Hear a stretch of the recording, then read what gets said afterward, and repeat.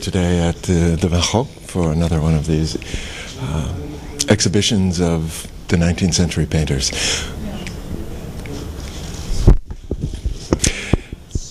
Could you tell us a little about Carpeux? He was primarily known as a sculptor in the 19th century. What is some of his background?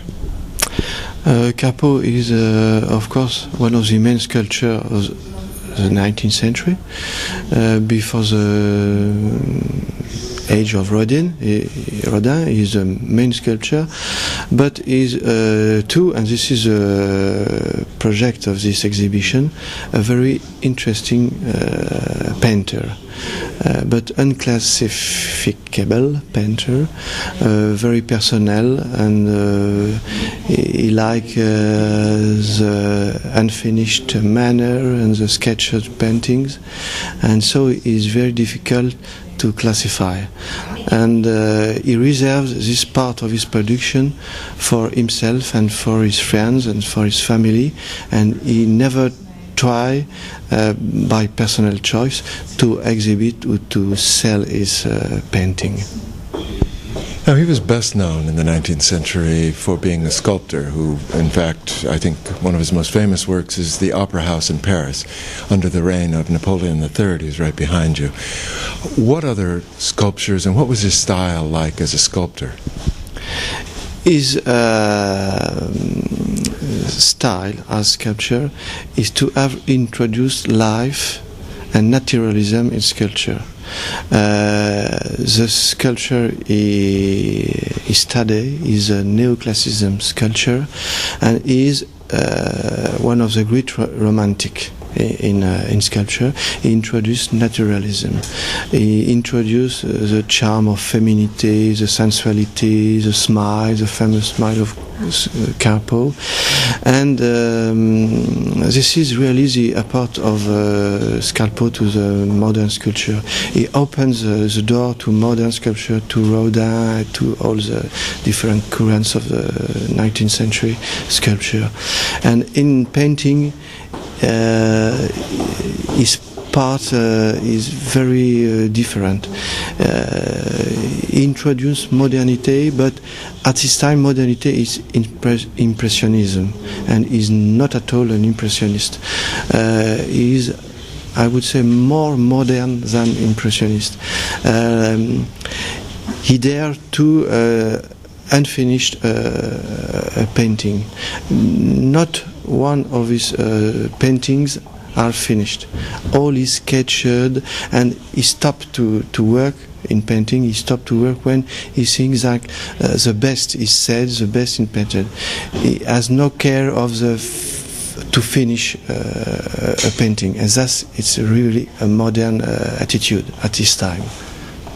I noticed that in the exhibition you've included sculptures that are also somehow related to the painting themselves.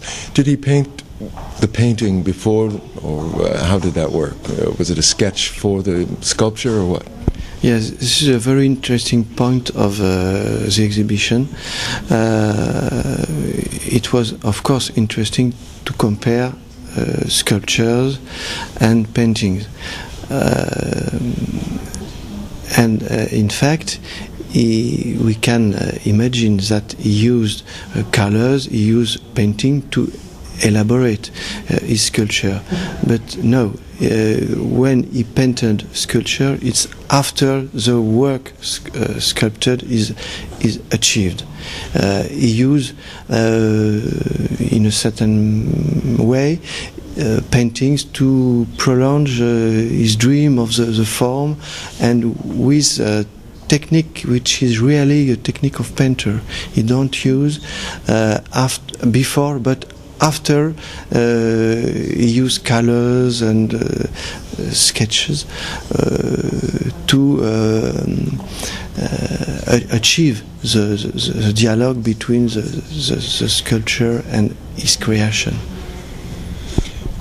Now, in many ways, he, as you point out, forecasts modernism. But I noticed also that his subject matter was in fact quite traditional. What have you included in this exhibition? We have included many portraits and self-portraits, where he is really interested by the psychology, by his own psychology. We have some portraits where he is very sad, some other where he is more enjoyed, and we can see the physical transformation of his face.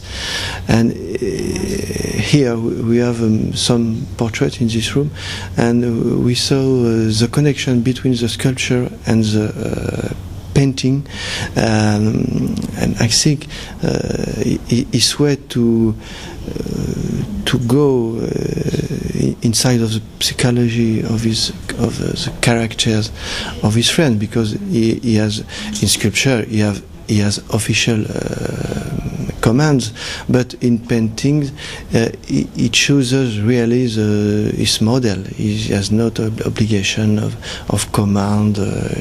He painted only his family, his wife, his son, his friends, and many times he's an artist of his friends. Sculptor Faguière, the painter Volon, Bruno Cherrier. We have a comparison very interesting between a bust sculpted of Bruno Cherrier and two paintings, and it's very interesting to compare the two techniques of sculpture and painting, and his manner to traduce in painting the human face is very modern for his time.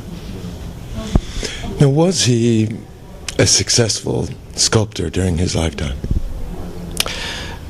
Successful because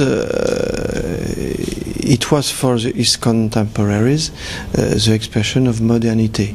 He breaks the figured forms, he breaks the tradition, classical, introducing the life in the sculpture. And sometimes he was too in advance for his time. For instance, the group of La Danse in the façade de l'Opéra de Paris has been very, very controversial in his time. And there was a large polemic against his creation, because it was too lively. It had not the reserve of academism and of academics figures, and he was really in opposition with traditional critics of his time. Well, thank you very much for talking with us today. Thank you.